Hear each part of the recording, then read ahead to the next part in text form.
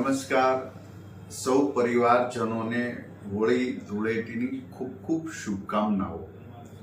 જીવનની અંદર નવા રંગો પૂરીને આવા તહેવારો ઉજવાતા હોય ત્યારે આપણે આ તહેવારોની અંદર આપણી વૈદિક પ્રણાલિકા જે પરંપરા છે એને આવો સૌ સાથે મળીને જીવંત રાખીએ। આ હોળી દહન ગૌશાળા દ્વારા ગોબરની સ્ટીક બનાવવામાં આવે છે, જે વૈદિક રીતે યજ્ઞમાં પણ ગાયના ગોબરનું છાણા જે ખૂબ પવિત્ર મનાય છે।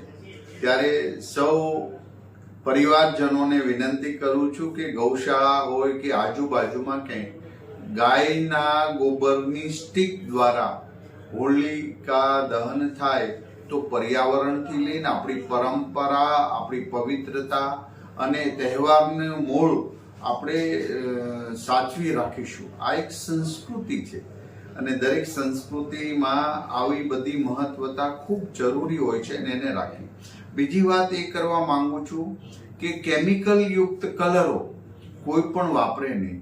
માત્ર સ્વચ્છ પાણી અથવા તો સાદા કલરો અથવા તો નેચરલ કલરોનો ઉપયોગ થાય, જેથી કરીને દર વર્ષે અનેક એવા કેસો આવે છે જે આંખમાં કેમિકલ પડે, સ્કિન પર કેમિકલની અસર થતી હોય છે।